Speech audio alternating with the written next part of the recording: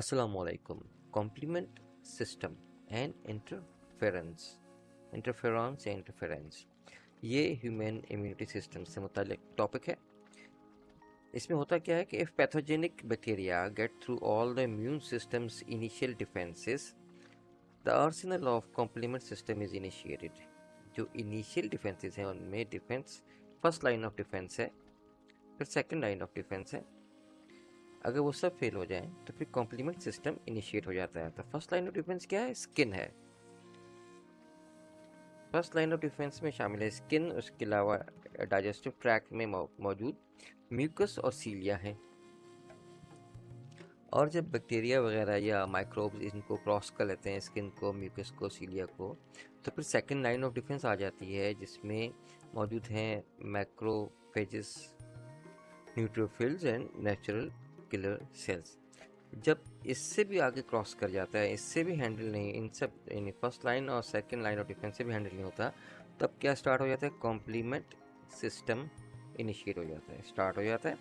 Complement system जो है वो बेसिकली प्रोटीन्स और एंटीबॉडीज़ पर मुश्तमिल है, जो कि मौजूद होते हैं कहाँ?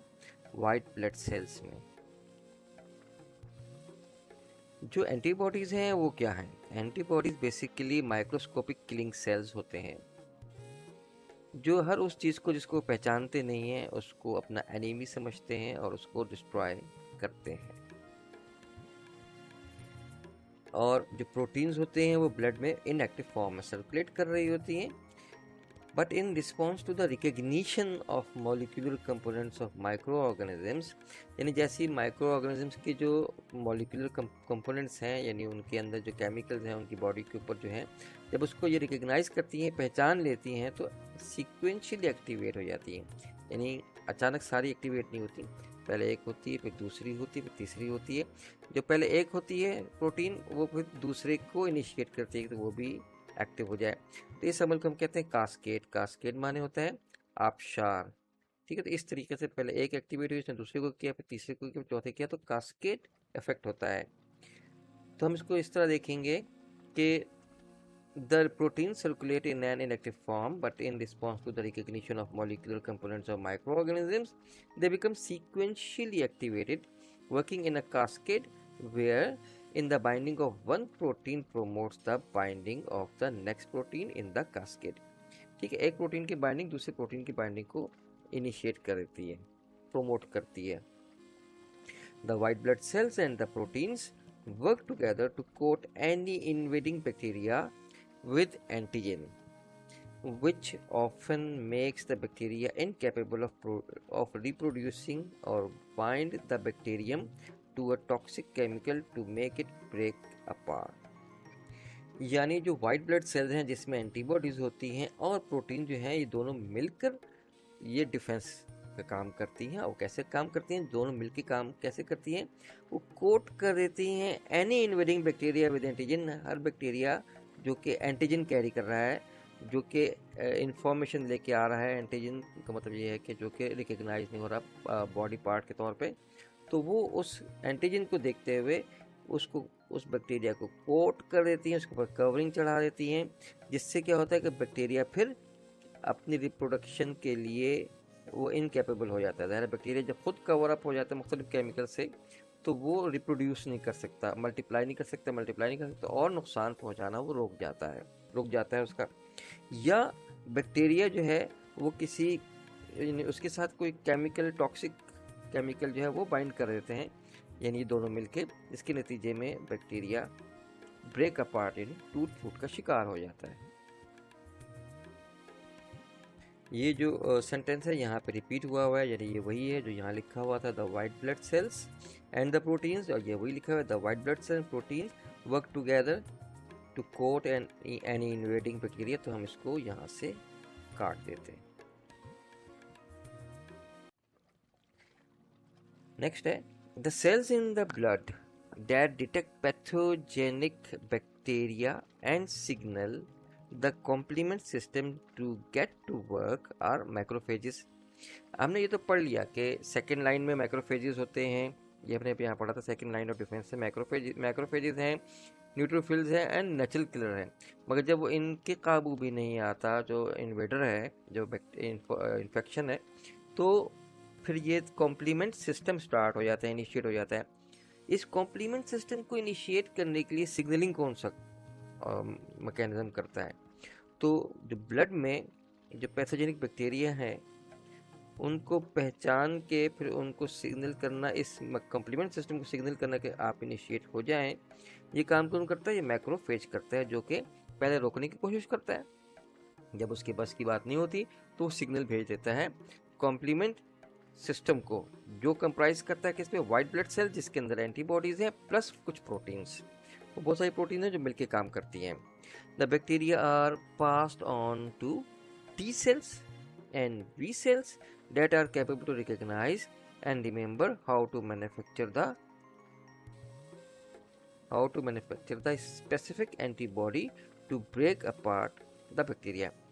तो जो बैक्टीरिया है फिर वो टी सेल्स और बी सेल्स के हवाले हो जाते हैं, जो बैक्टीरिया को पहचानते हैं कि ये कौन सा बैक्टीरिया है और इसके लिए कौन सा स्पेसिफिक एंटीबॉडी बनाया जाए वाइट ब्लड सेल्स और प्रोटीन की मदद से, to break apart the bacteria, ताकि बैक्टीरिया की टूट फूट की जाए।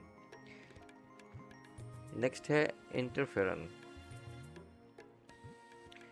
इंटरफेरन क्या है? इंटरफेरेंस बेसिकली वायरस के अगेंस्ट में कुछ प्रोटीन्स हैं जो कि एक शील्ड प्रोवाइड करती हैं वायरल अटैक के अगेंस्ट में। Body frequently encounter situations of viruses attack. Virus के भी अटैक होते हैं, पहले हमने पढ़ा बैक्टीरिया का अटैक, यहाँ पढ़ रहे वायरस का अटैक।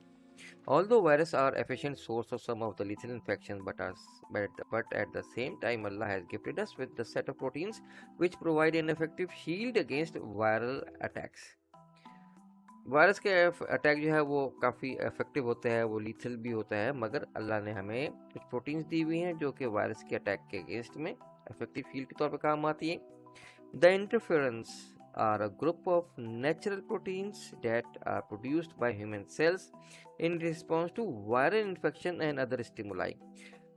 बेसिकली वो वायरल इन्फेक्शन के अगेंस्ट कुछ प्रोटीन्स होती हैं जो कि प्रोड्यूस होती है सेल, इंसान के सेल के अंदर।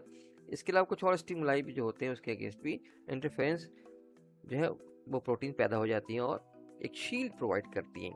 दे have the ability to interfere with viruses that are replicating. ये इंटरफेरेंस कहलाते हैं इसलिए कि ये प्रोटीन इंटरफेयर करती हैं वायरस के रेप्लिकेटिंग, यानी डुप्लीकेट ट्रिप्लीकेट, यानी उसकी प्रोसेस जो है जिसमें वो अपना को डिवाइड कर रहा है, उस प्रोसेस को इंटरफेयर करके रोकने की कोशिश करती हैं, इसलिए इन प्रोटीन को इंटरफेरेंस कहते हैं। There are 3 main types of interference beta and alpha, produced mainly by white blood cells and certain connective tissue cells called fibroblast. जो तीन तरह के इंटरफेरेंस हैं, जो इंटरफेरेंस बीटा और अल्फा है, वो वाइट ब्लड सेल्स और कुछ कनेक्टिव टिश्यू जिनको हम फाइब्रोब्लास्ट कहते हैं वो पैदा करते हैं। जबकि इंटरफेरेंस गैमा जो है वो एक्टिवेटेड टी सेल पैदा करते हैं। इंटरफेरेंस जो है वो एंटीवायरल एजेंट है और ये ट्यूमर्स को भी फाइट कर सकते हैं। ट्यूमर्स क्या है? Multiplication of the masses of cells, उसको भी फाइट कर सकते हैं। These activities are coordinated by interference-mediated activation of certain immune cells, such as macrophages and natural killer cells, and by enhancing cell surface expression of important immune molecules, including major histocompatibility complex class 1 and 2, which display foreign microbial peptides for activation of T cells। हमने ये पढ़ा कि virus का attack होता है, virus को पहचान के इंटरफेरेंस प्रोटीन जो है वो एक्टिवेट हो जाती है। एक्टिवेट कौन करता है? एक्टिवेटेड टी सेल से वो गामा इंटरफेरेंस पैदा होती हैं और वाइट ब्लड सेल से अल्फा और बीटा इंटरफेरेंस पैदा होते हैं और कुछ कनेक्टिव टिश्यू यानी फाइब्रोब्लास्ट से भी पैदा होती हैं।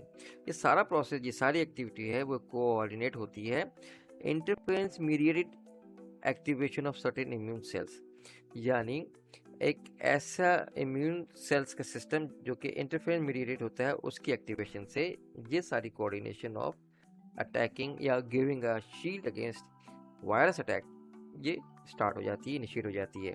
और वो कौन से इम्यून सेल्स हैं? वही macrophages and natural killer cells ये प्रोवाइड करते हैं। And by enhancing cell surface expression of important immune molecules including major histocompatibility complex classes 1 and 2 which display foreign peptides for activation of T cells। इसके अलावा यानी macrophages और natural killer के अलावा cell surface expression जो है ना important immune molecules का वो एनहांस हो जाता है। और वो क्या है? वो हिस्टोकम्पैटिबिलिटी कॉम्प्लेक्सेस क्लास 1 और क्लास 2 हैं जो कि कॉज करते हैं एक्टिवेशन ऑफ टी सेल्स के, जो यहाँ पे हमने जिक्र किया। टी सेल एक्टिवेट होते हैं तो वो किसके जरिए? एक तो मैक्रोफेजेस, नेचुरल किलर और enhancing of cell surface expression यानी histocompatibility complex 1 and 2। Basically interference का जो मैकेनिज्म है वो वायरस के अगेंस्ट में होता कैसे है? इनिशिएट वो हो गए, हमने पढ़ लिया कहाँ से इनिशिएट होते हैं, कैसे होते हैं, वो फंक्शन कैसे करते हैं इंटरफेरेंस। वायरस के जो न्यूक्लिक एसिड है वो जब सेल में एंटर होते हैं तो interference genes of the cells DNA, जिस सेल में एंटर हुए हैं उसके अंदर इंटरफेरेंस के जो जीन्स मौजूद हैं वो ऑन हो जाते हैं, turn on. Interference molecule are produced, पर इंटरफेरेंस मॉलिक्यूल प्रोड्यूस होते हैं जो हमने बताया कि कुछ प्रोटीन्स होती हैं और वो सेल उनको रिलीज कर देता है। पहला होस्ट सेल तो इस वायरस के अगेंस्ट में अपने आप को डिफेंड नहीं कर पाता, वो तो किल हो जाता है, डेड हो जाता है। मगर इसके नतीजे में दूसरे सेल होशियार हो जाते हैं क्योंकि पहले सेल ने तो इंटरफेरेंस बना दिए थे, वो दूसरे सेल तक चले जाते हैं। In response the second cell makes antiviral protein, फिर वो ऐसी प्रोटीन बनाती हैं जो कि एंटी वायरल होती हैं और वो फिर वायरस की रिप्रोडक्शन को ब्लॉक करती हैं। इस तरीके से interference mechanism against virus activate होता है और फिर डिफेंड करता है और इम्यून सिस्टम का ये इम्पॉर्टेंट पार्ट है अगेंस्ट वायरस। तो हमने ये पढ़ा कि कॉम्प्लीमेंट सिस्टम जो है वो बैक्टीरियल इन्फेक्शन के अगेंस्ट में कैसे फंक्शन करता है और इंटरफेरेंस जो है वो वायरल इन्फेक्शन के अगेंस्ट कैसे एक्ट करते हैं। That is all, thank you very much, अस्सलाम वालेकुम।